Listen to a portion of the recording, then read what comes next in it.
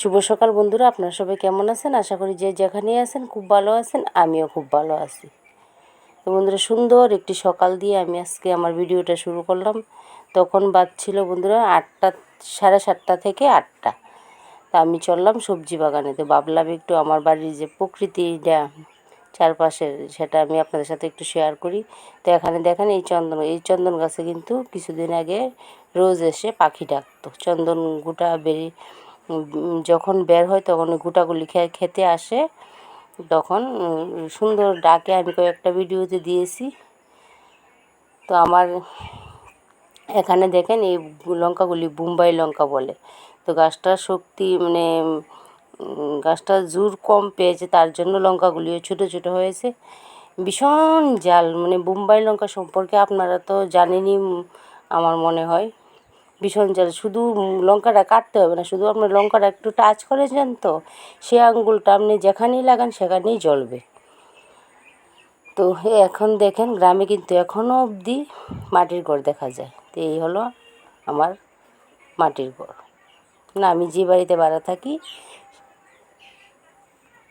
সেই বাড়িটা মাটির ঘর। দুইটা ঘরই, আরেকজন ভাড়াটি আছে, সেই ঘরটাও মাটির ঘর। তো মাটির ঘর কিন্তু খুব আরামদায়ক ঘর। গরমের দিনে তেমন গরম লাগে না, খুবই আরাম লাগে মাটির ঘরে। তো এটা আমার বাড়ি থেকে গেটের বাইরে যে ভিউটা, সেটাও আপনার লোকটা শেয়ার করতেছি। সকাল সকাল আমরা গ্রামে কিন্তু শহরে তেমন অনুভব হয় কি না জানি না, গ্রামে কিন্তু শ্রাবণ মাসের লাস্ট থেকেই শরৎকালের ছোঁয়া পাওয়া যায়। তো ভাদ্র আশ্বিন 2 মাস তো শরৎকাল, তো শরৎকালের ছোঁয়া কিন্তু শ্রাবণ মাসের লাস্ট থেকেই পাওয়া যায়। তো আমি মেইনলি চলে আসলাম সবজি বাগানে। আপনার দাদা কিন্তু চাল কুমড়াটা কেটে দিল। তো আমি বললাম ওইখানে জারিটা আছে, জারিটার মধ্যে রাখো। তারপরে গাছে 2টো শশা ছিল, শশা আমি ভাবলাম যে শশাগুলো পেরে নিই, তা না হলে গাছে থাকলে পোকা ছিদ্র করে নেবে, শশাগুলি নষ্ট হয়ে যাবে। তো এর আগে আর একটা ভিডিও দিয়ে গেছিলাম, শশা রেখেছিলাম পাকার জন্য, আমি তিল দিয়ে টক করব। সেই শশাগুলি কিন্তু পোকে ছিদ্র করে নষ্ট করে ফেলেছে, আমার টক করা আর হলো না। তো শশাগুলি পেরে নাও, জ্যান্ত মাছ যদি কালকে পাও তাহলে জ্যান্ত মাছ আনবে। শশা দিয়ে জ্যান্ত মাছের ঝোল কিন্তু খেতে খুবই সুস্বাদু হয়। তারপরে কিছু লঙ্কা পেরে নিচ্ছি। তো লঙ্কা গাছের সম্পর্কে কিছু কথা আপনাদের সাথে শেয়ার করব। সেটা হলো যে গতবার সবসময় বর্ষার সময় কিন্তু লঙ্কা ভীষণই দাম থাকে বাজারে।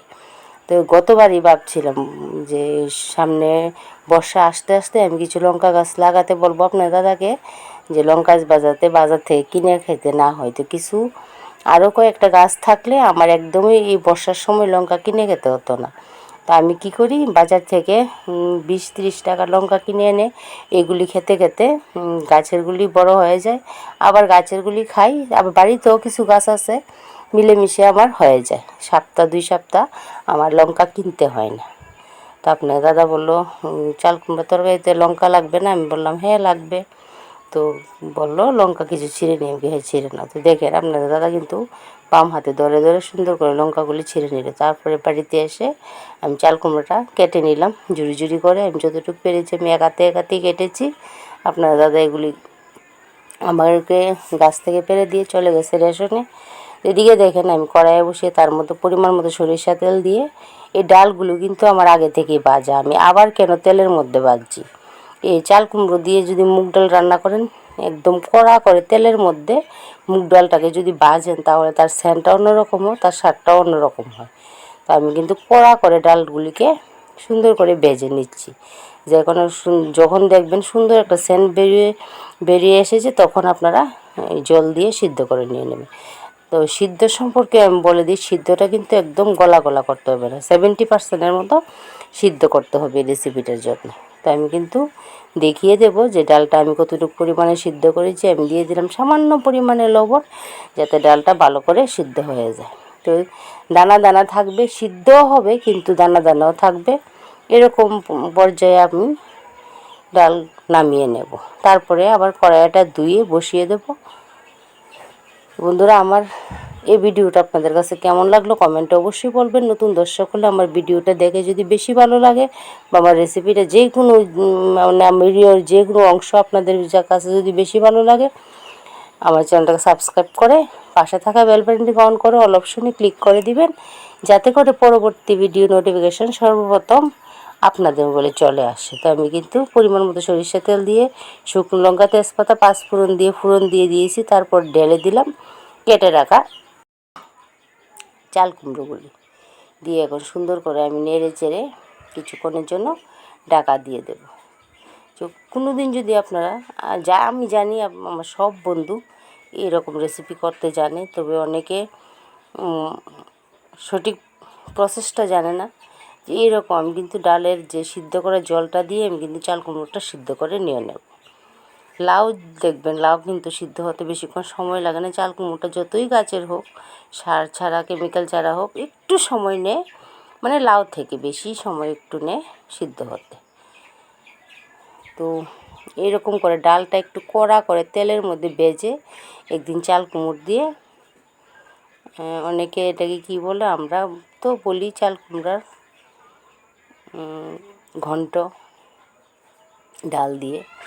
তো আপনারা এটাকে আরও কোনো নাম জানেন কি না এই রেসিপিটার কমেন্টে পারলে বলবেন। দিয়ে দিলাম, কিছুক্ষণ পরে ঢাকনাটা খুলে স্বাদ মতো লবণ, আপনারা চাইলে একটু চিনি দিবেন, আমি চিনিটা দিলাম না। তারপরে দেখেন আমি সাইডে কিন্তু কাঁচা লঙ্কাগুলিও চিড়ে নিয়েছি, দিয়ে দিলাম সিদ্ধ করে ডাল আর কাঁচা লঙ্কাগুলি দিয়ে এখন আমি সুন্দর করে ভালো করে নেড়ে চেড়ে মিশিয়ে দিয়ে দেব পরিমাণ মতো হলুদ। তো হলুদটা দিয়ে আমি আবারও কিছুক্ষণের জন্য ঢাকা দিয়ে দেব। তো গাছ থেকে এরকম টাটকা টাটকা চাল কুমড়া এনে মুগ ডাল দিয়ে বিনা মশলা, এই রেসিপিটা বলতে পারেন বিনা মশলাই। আমি সামান্য পরিমাণে একটু ভাজা জিরের গুঁড়ো দিয়ে নামিয়ে নেব। তো খেতে কিন্তু অসম্ভব মজার হয়। ফ্রেশ ফ্রেশ যে কোনো সবজি, ফ্রেশ একদম তরতাজা সবজি কিন্তু সবাই খেতে খুব পছন্দ করে, কিন্তু কেউ হাতের নাগালে থাকে, অনেকের হাতের নাগালে থাকে না। সেটাই আমিও আগে অনেক বাজার থেকে খেয়েছি। তো এখন আমি আমার বাড়ির সবজি খাই, খুব ভালো লাগে। আমার রেসিপি কিন্তু তৈরি হয়ে গেলে এই হলো রেসিপির ফাইনাল লুক। তো আজকের মতো এখানেই রাখলাম, চলে আসবো নতুন কোনো ব্লগ বা রেসিপির সাথে। ততক্ষণ পর্যন্ত সবাই ভালো থাকবেন, সবাই সুস্থ থাকবেন, আর সবাই আমার পাশে থাকবেন।